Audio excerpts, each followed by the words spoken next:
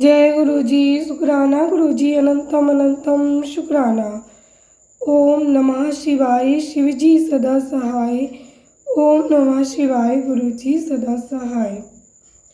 संगत जी, कल का जो हम अध्याय श्रवण कर रहे थे, जिसमें माँ भगवती की लीलाएं हैं, किस प्रकार माँ भगवती ने राजा सुरथ और समाधि वैश्य पर कृपा करी और किस प्रकार माता रानी ने शत्रुओं का वध किया। चलिए आज इस अध्याय को हम पूर्ण करेंगे। शुरू करते गुरु वंदना के साथ। गुरुर् ब्रह्मा गुरुर् विष्णु गुरुर्देवो महेश्वरा गुरुर् साक्षात् परब्रह्म तस्मै श्री गुरुवे नमः। एक दिन राजा सुरथ बहुत ही चिंतित तथा मोह के वशीभूत होकर अनेक प्रकार से विचार कर रहे थे। इतने में ही वहाँ एक वैश्य आ पहुँचा। राजा ने उससे पूछा, भैया तुम कौन हो और किस लिए यहाँ आए हो? क्या कारण है कि दुखी दिखाई दे रहे हो? ये मुझे बताओ। राजा के मुख से एक मधुर वचन सुनकर वैश्य प्रवर समाधि ने दोनों नेत्रों में आंसू बहाते हुए प्रेम और नम्रतापूर्ण वाणी में इस प्रकार उत्तर दिया। वैश्य बोला, राजन मैं वैश्य हूँ, मेरा नाम समाधि है। मैं धनी के कुल में उत्पन्न हुआ हूँ, परंतु मेरे पुत्रों और स्त्री आदि ने धन के लोभ से मुझे घर से निकाल दिया है। अतः अपने प्रारब्ध कर्म से दुखी हो मैं वन में चला आया हूँ। करुणा सागर प्रभु, यहाँ आकर मैं पुत्रों पौत्रों पत्नी भाई भतीजे तथा अन्य सुहृदों का कुशल समाचार नहीं जान पाता। राजा बोले, जिन दुराचारी तथा धन के लोभी पुत्र आदि ने तुम्हें निकाल दिया है, उन्हीं के प्रति मूर्ख जीव की भांति तुम प्रेम क्यों करते हो? वैश्य ने कहा, राजन आपने उत्तम बात कही है। आपकी वाणी सार गर्वित है, तथापि स्नेह पास से बंधा हुआ मेरा मन अत्यंत मोह को प्राप्त हो रहा है। इस तरह मोह से व्याकुल हुए वैश्य और राजा दोनों मुनिवर मेधा के पास गए। वैश्य सहित राजा ने हाथ जोड़कर मुनि को प्रणाम किया और इस प्रकार कहा, भगवान आप हम दोनों के मोहपाश को काट दीजिए। मुझे राज्य लक्ष्मी ने छोड़ दिया और मैंने गहन वन की शरण ली, तथापि राज्य छिन जाने के कारण मुझे संतोष नहीं है और ये वैश्य जिसे स्त्री आदि स्वजनों ने घर से निकाल दिया है, तथापि उनकी ओर से इसकी ममता दूर नहीं हो रही है। इसका क्या कारण है बताइए? समझदार होने पर भी हम दोनों का मन मोह से व्याकुल हो गया। ये तो बड़ी भारी मूर्खता है। ऋषि बोले, राजन सनातन शक्ति स्वरूपा जगदम्बा महामाया कही गई हैं। वे ही सबके मन को खींचकर मोह में डाल देती हैं। प्रभु उनकी माया से मोहित होने के कारण ब्रह्मा आदि समस्त देवता भी परम तत्व को नहीं जान पाते, फिर मनुष्यों की तो बात ही क्या है। वे परमेश्वरी ही रज सत्व और तम इन तीनों गुणों का आश्रय ले समयानुसार संपूर्ण विश्व की सृष्टि पालन और संहार करती हैं। नरश्रेष्ठ जिसके ऊपर वे इच्छानुसार रूप धारण करने वाली वरदायिनी जगदम्बा प्रसन्न होती हैं, वही मोह के घेरे को लांघ पाता है। राजा ने पूछा, मुने जो सबको मोहित करती हैं, वे देवी महामाया कौन है और किस प्रकार उनका प्रादुर्भाव हुआ है?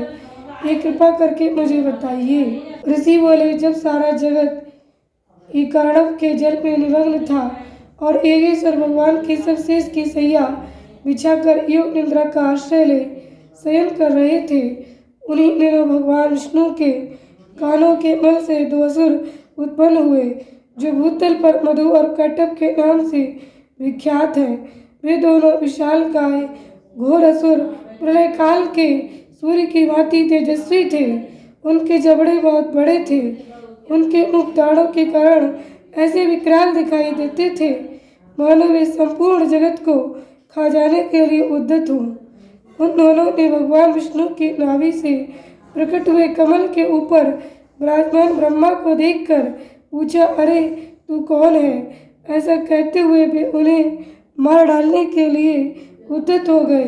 ब्रह्मा जी ने कहा, ये दोनों दैत्य आक्रमण करना चाहते हैं और भगवान जनार्दन समुद्र के जल में सो रहे हैं। तब उन्होंने परमेश्वरी का स्तवन किया और उनसे प्रार्थना की, अम्बिके, तुम इन दोनों दुर्जय असुरों को मोहित करो और अजन्मा भगवान नारायण को जगा दो।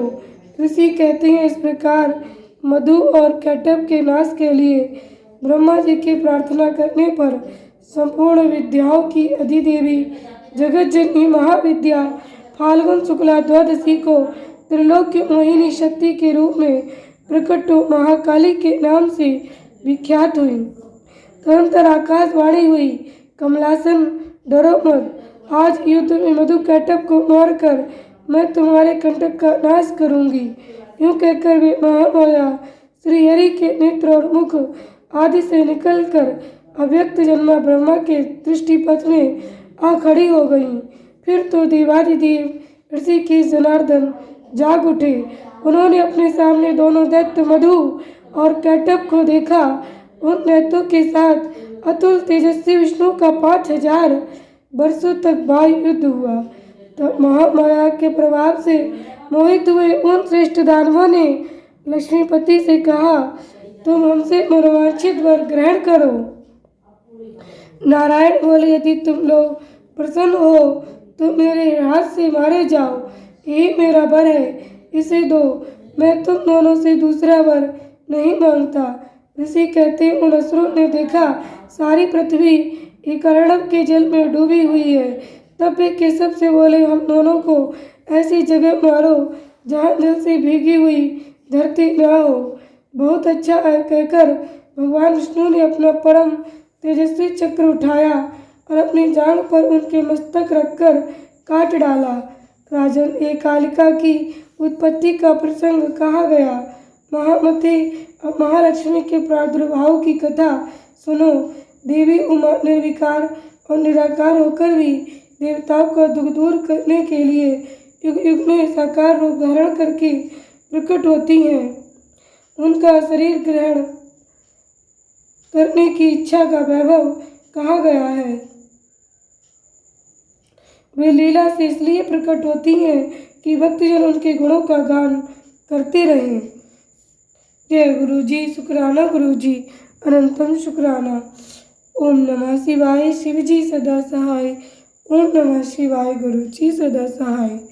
संगत जी, आज का ये अध्याय यहीं पर संपूर्ण हुआ, जिसमें हमने माता काली के प्राकट्य की कथा श्रवण की, किस प्रकार माता कालिका के रूप में अवतरित हुई और मधु कैटभ दैत्यों का संहार किया और अपने भक्तों की रक्षा की।